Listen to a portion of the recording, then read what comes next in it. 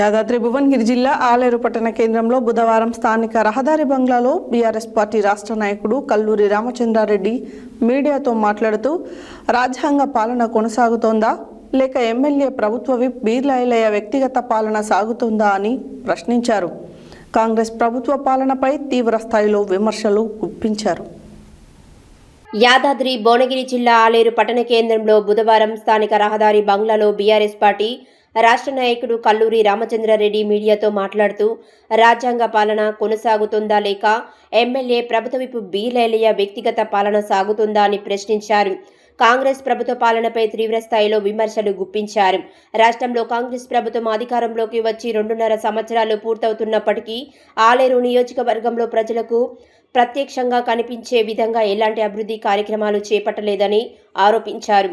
ఎన్నికల సమయంలో ఇచ్చిన హామీలు ఇప్పటికీ అమలుకు నోచుకోకపోవడంతో ప్రజల్లో తీవ్ర అసంతృప్తి నెలకొందని పేర్కొన్నారు. గ్రామీణ ప్రాంతాలలో రహదారులు, తాగునీటి సదుపాయాలు, డ్రైనేజీ వ్యవస్థలు, సాగునీటి సమస్యలు యథాతథంగానే ఉన్నాయని విమర్శించారు. రాష్ట్రంలోని రైతులు, నిరుద్యోగులు, మహిళలు, సాధారణ ప్రజలు కాంగ్రెస్ ప్రభుత్వ పాలనతో తీవ్ర నిరాశకు గురయ్యారని పేర్కొన్నారు. నిరుద్యోగ యువతకు ఉద్యోగ అవకాశాలు కల్పిస్తామని చెప్పి మాట తప్పిందని విమర్శించారు. అభివృద్ధి కార్యక్రమాల కంటే అక్రమ అరెస్టులు, రాజకీయ కక్ష సాధింపులు, ప్రజాస్వామ్య విలువలను కాపాడాల్సిన ప్రభుత్వ విభిన్న అభిప్రాయాలను అణచివేసే విధంగా వ్యవహరిస్తోందన్నారు. ప్రజల సమస్యలను ప్రశ్నించే వారిపై కేసులు నమోదు చేయడం, వేధింపులకు గురి చేయడం ప్రజాస్వామ్యానికి మంచిది కాదని పేర్కొన్నారు. తెలంగాణ రాష్ట్రాన్ని అభివృద్ధి పదంలో నడిపించిన మాజీ ముఖ్యమంత్రి కేసీఆర్ నాయకత్వాన్ని ప్రజలు మళ్లీ గుర్తు చేసుకుంటున్నారని ఆయన అన్నారు. బీఆర్ఎస్ పాలనలో అమలైన సంక్షేమ పథకాలు, అభివృద్ధి కార్యక్రమాల కారణంగా ప్రజల్లో ఆ పార్టీపై విశ్వాసం ఇంకా కొనసాగుతుందని చెప్పారు. రాబోయే రోజుల్లో బీఆర్ఎస్ పార్టీ మరింత బలోపేతమవుతుందని, తెలంగాణ ప్రజలు మళ్లీ బీఆర్ఎస్ ప్రభుత్వాన్ని కోరుకుంటున్నారని వ్యాఖ్యానించారు.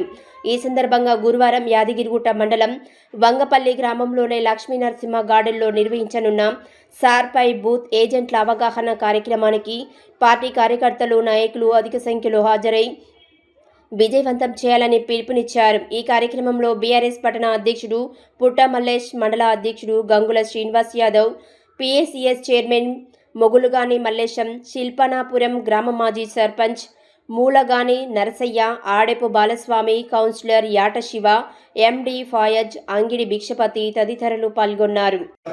అందులో రాహుల్ గాంధీ గారు అంబేద్కర్ రాసించిన రాజ్యాంగాన్ని పట్టుకొని సంవిధాన్ ఈ రకంగా రాజ్యాంగబద్ధంగా పరిపాలించాలి అని చెప్పి రాహుల్ గాంధీ చెప్తున్నారు.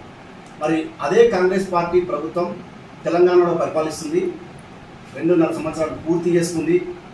మరి తెలంగాణలో అందులో ముఖ్యంగా మనం ఆలేరు నియోజకవర్గం గురించి మాట్లాడుతున్నాం కాబట్టి ఆలేరు నియోజకవర్గంలో అంబేద్కర్ రాసించిన రాజ్యాంగం ప్రకారంగా నడుస్తుందా లేదా ఇక్కడ స్థానిక ఎమ్మెల్యే బీర్లా ఐలయ్య గారి రాజ్యాంగం నడుస్తుందా అనేది ఒక క్వశ్చన్ మార్క్ ఏర్పడతాం.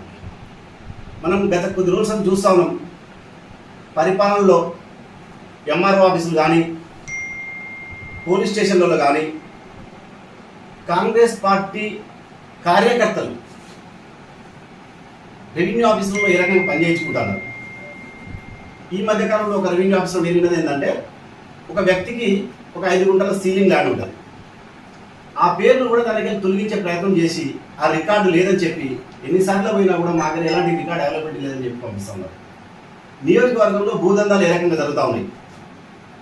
ముఖ్యంగా ఎవరైనా సరే ప్రజలు ఓట్లేసి గెలిపించినప్పుడు ఆ నియోజకవర్గ ప్రజలకు, ఆ నియోజకవర్గ అభివృద్ధికి పాటుపడాలి. కానీ ఇక్కడ సోకులు ఎక్కువైనాయి కానీ పని జరగలేదు.